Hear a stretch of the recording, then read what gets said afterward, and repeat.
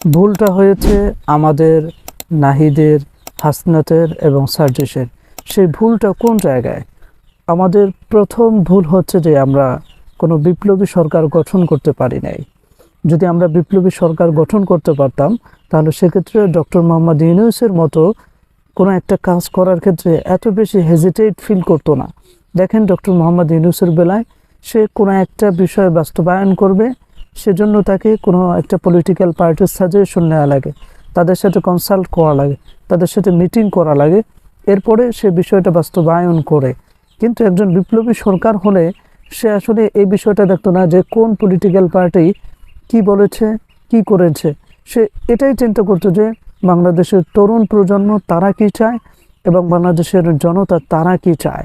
কিন্তু ডক্টর মোহাম্মদ ইউনূস ঠিক আছে, তিনি আন্তর্জাতিক যে সমস্যাগুলো আছে সেগুলোকে উনি সামাল দিতে পারেন, অর্থনৈতিক এবং আন্তর্জাতিক, কিন্তু উনি বিপ্লবী সরকার না।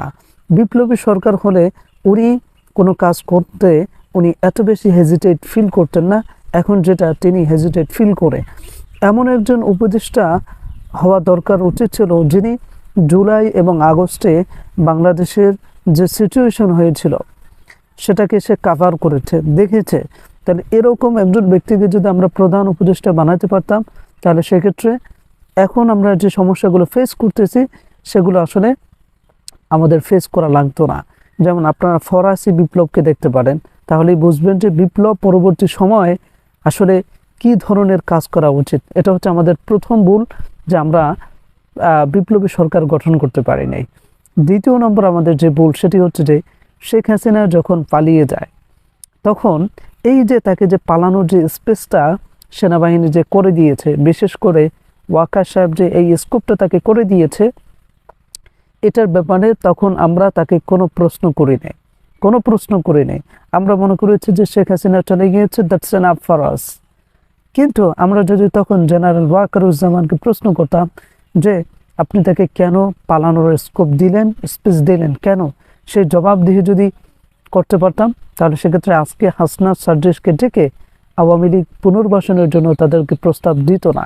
এখন অনেকে আপনারা একটা প্রশ্ন করবেন যে যদি সেনাবাহিনী শেখ হাসিনাকে পালানোর স্পেস যদি না দিত তাহলে সেক্ষেত্রে জনগণ আইন হাতে তুলে নিয়ে তাকে হত্যা করত এবং সেই হত্যার কারণে আন্তর্জাতিক পরিমহলে সেনাবাহিনীর দায়িত্ব নিয়ে বেশ প্রশ্ন উঠত। এই যে লজিকটা যারা দিবেন এটা যে কতটা লেম, আমি আপনাদেরকে একটা হিস্টোরি বলে সেটা শোনাই। 1975 অর্থাৎ 1975 সালের যে 15 আগস্টে শেখ মুজিবকে যখন হত্যা করা হয়েছে, এই হত্যা করার সময় জুনিয়র অফিসার যারা ছিল সেনাবাহিনী তারা যে তাকে হত্যা করেছে, হত্যা করার পরে আন্তর্জাতিক পরিমহলে কতটুকু প্রশ্নবিদ্ধ হয়েছিল সেনাবাহিনী? হয় নাই, বরং বিশ্ব নেতা, বিশ্ব যারা মোড়ল আছে তারা কিন্তু চুপ থেকেছে। এই চুপ থাকার মাধ্যমে আমরা বুঝতে পেরেছি তারা এই হত্যাকাণ্ডকে স্বাগত জানিয়েছে।